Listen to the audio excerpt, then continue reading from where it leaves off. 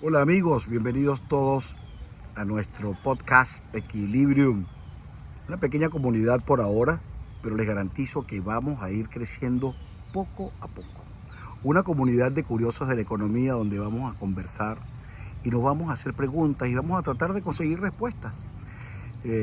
Preguntas que todos los días nos hacemos: ¿por qué las cosas suben de precio? ¿Por qué algo baja de precio? ¿Por qué de repente las cosas, algún producto abunda? ¿Por qué repentinamente algún producto escasea? ¿Por qué unos que viven acá y hacen lo mismo ganan menos que los que viven allá y hacen lo mismo? Esa es la idea de esta comunidad y quiero que entre todos trabajemos por encontrar las respuestas a esas inquietudes.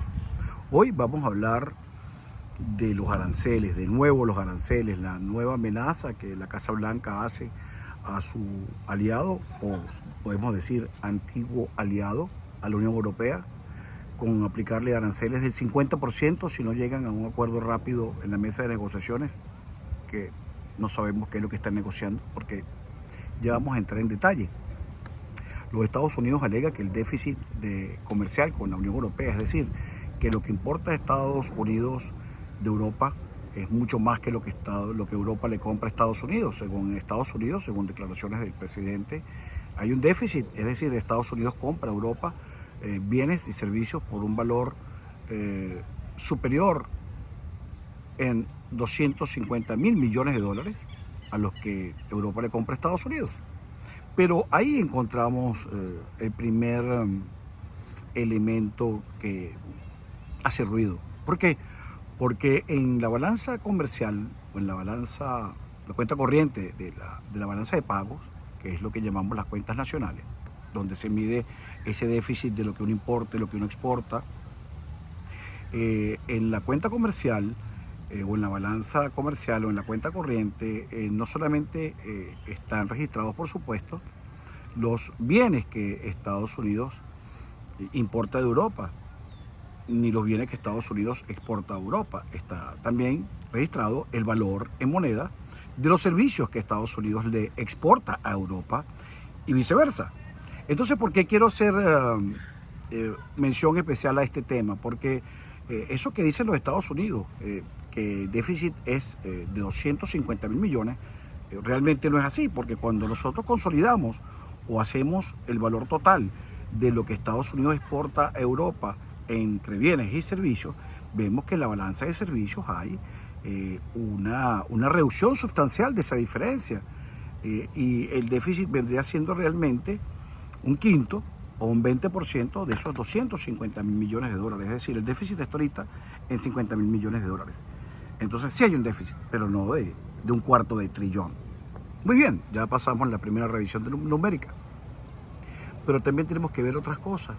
Ese déficit era mucho mayor antes del 2020, es decir, Europa le exportaba mucho más cosas a los Estados Unidos, pero después de la pandemia, con el boom de las empresas tecnológicas norteamericanas, que son las que liderizan el mercado tecnológico, esa brecha se cerró y hoy, como les digo, la diferencia comercial es de 50.000 millones de dólares, vamos a decirlo así. Ahora bien, ¿qué pasa?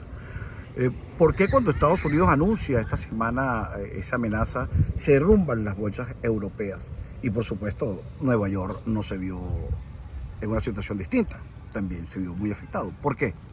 Porque con ese arancel, Irlanda, particularmente Irlanda, Alemania, Italia y Francia, que son las potencias industriales de Europa, van a sufrir un peso importante en sus volúmenes de exportación a Estados Unidos, o podrían sentir un golpe importante en sus volúmenes de exportación a Estados Unidos y por lo tanto de su ingreso en divisas producto de esas ventas.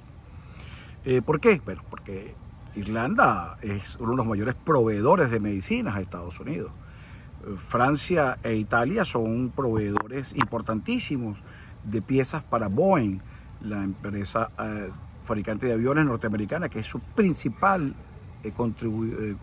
contribuidor, discúlpenme si esa palabra no existe, es su principal contribuyente, es la palabra, al Producto Bruto norteamericano como empresa, y eso afectaría los precios de los aviones de Boeing.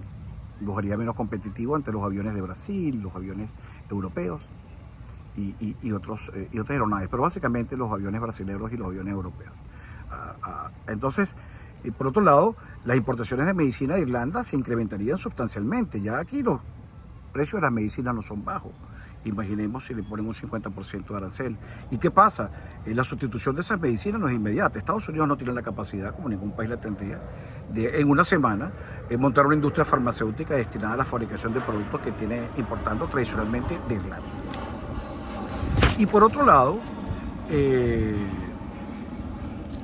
como ya dije, Italia y Francia, Italia y Francia contribuyen en forma importante a la producción de aviones y Alemania contribuye inmensamente vendiendo partes de automóvil.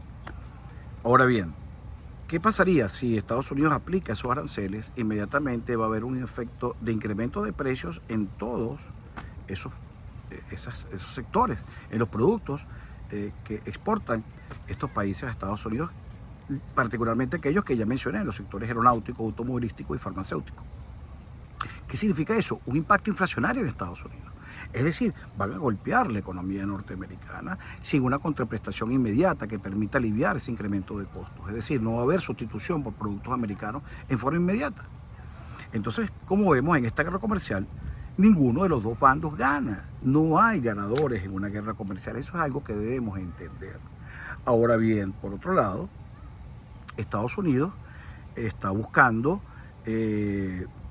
no solamente reducir el déficit comercial, sino con las importaciones y los aranceles que le cobraría a estas importaciones, Estados Unidos también estaría buscando que pudiera ser el verdadero objetivo de estos aranceles, una fuente de ingresos fiscales que contribuyesen a disminuir el déficit interno de gasto e ingresos de la economía norteamericana, el déficit fiscal.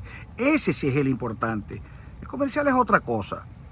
El déficit fiscal es lo que realmente podría estar buscando Estados Unidos con esto, es decir, con el ingreso que tendría la economía norteamericana como producto de los impuestos cobrados a estos bienes que vienen de Europa.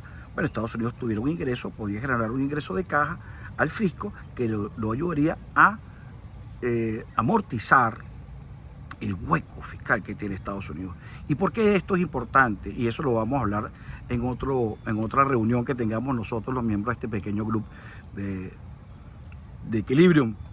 Bueno, esto es importante, mis amigos, porque Estados Unidos se encuentra en una situación por primera vez, en donde los economistas estamos viendo con cuidado, no con temor, todavía no creo que lleguemos a eso, pero sí hay ciertos elementos que nos señalan que hay posibles borrascas en el futuro financiero norteamericano en cuanto a su capacidad de pagar la deuda. Y entonces, en este momento que todos en los mercados estamos pendientes de esta fortaleza o debilidad potencial de Estados Unidos para cumplir con sus compromisos, como todas las veces lo ha hecho durante su historia, es decir, Estados Unidos nunca ha fallado en los pagos de su deuda, pero en estos momentos el gobierno pasa una ley que llamaron la ley, algo así como la ley Bella y Hermosa, donde al final, que ya fue aprobada por la Cámara de Representantes, el equivalente en nuestros países es la Cámara de Diputados, pasa ahora al Senado por su aprobación final, que es donde veremos la pelea donde termina, una ley donde se bajarían en forma sustancial los impuestos a ser pagados por los sectores de altos ingresos. Y entonces, en una situación donde hay ciertos indicios, ciertas dudas con respecto a la capacidad futura de Estados Unidos para cumplir con su deuda, con su compromiso de deuda, el gobierno federal introduce una ley donde le pide al Congreso: señores, vamos a hacer algo, vamos a cobrar menos impuestos.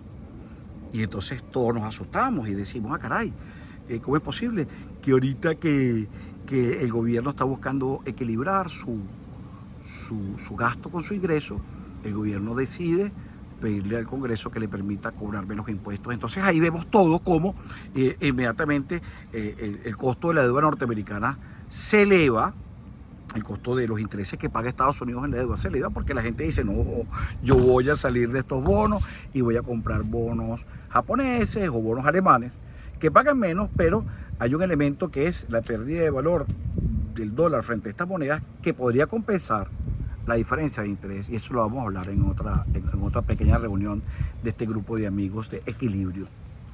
Entonces, fíjense, para rematar, para cerrar, Estados Unidos amenaza a Europa, a la Unión Europea, con una tarifa del 50%. Esto afectaría básicamente a Irlanda en el sector farmacéutico, a Alemania en el sector automotor, a Italia y Francia en el sector de partes aeronáuticas. Ahora, esos son los sectores que yo encontré más representativos, pero esto sería para todos los sectores. O sea, tomarse un vino francés en Estados Unidos va a ser extremadamente oneroso, que ya lo era. Y los vinos españoles y los vinos italianos, los productos europeos, en general tendrían una afección importante, lo que podría afectar el ingreso europeo por exportaciones, por la amenaza de la reducción en el volumen de exportaciones de Estados Unidos. Ahí sufre Europa. Pero por otro lado, los ciudadanos norteamericanos y los que vivimos en este gran, precioso y fortísimo país, podríamos vernos afectados porque los aviones que se fabrican en este país, que son su principal producto de exportación, su principal producto industrial de exportación, van a seguir más caros, pueden perder competitividad. Las medicinas que se comercian en Estados Unidos van a salir más caras, que baratas no son. Y las autopartes fabricadas por Alemania van a salir más caras, cuando los carros alemanes ya sabemos que baratos no son. Entonces, en conclusión, podemos decir que la guerra comercial está lejos de terminar, no vemos tregua. Esto está como salvando las distancias, como el problema ruso-ucraniano, donde se la pasan hablando de paz, pero nunca llegan a nada. Y aquí, cada vez que creemos que Europa y Estados Unidos, que son aliados hermanos, morochos, mellizos, vinculados en toda su historia moderna, se están arreglando, cuando estamos creyendo eso, salta por un lado la liebre y nos dice: epa, esperemos aranceles del 50% del valor. Así que, como siempre, esto cada día se está poniendo mejor, se está poniendo más emocionante por su dinamismo y por todas las cosas que tenemos que ir estudiando entre todos y así entendiéndonos mejor lo que está pasando. Y por eso yo los invito a suscribirse a este podcast, donde vamos a tratar de hacer las cosas complicadas más sencillas y donde vamos a explicarlo en tiempos cortos para no fastidiarnos. Ok, entonces estuvo con ustedes Francisco Acosta Faracachán, economista, y los espero en nuestra próxima conversación, que va a ser muy pronto, porque voy a hablar del tema de los bonos, como le estaba diciendo ahorita, que es importantísimo para la salud económica de los Estados Unidos y por lo tanto la salud económica del mundo, porque este país nos mueve a todos, y eso va a ser muy pronto. Gracias, suscríbete. Inmenso placer compartir ideas con ustedes y agradecido eternamente porque me dediquen un ratico de su tiempo a oír esto de la economía, que para mí es mi locura, mi pasión. Hasta pronto, nos vemos, chao.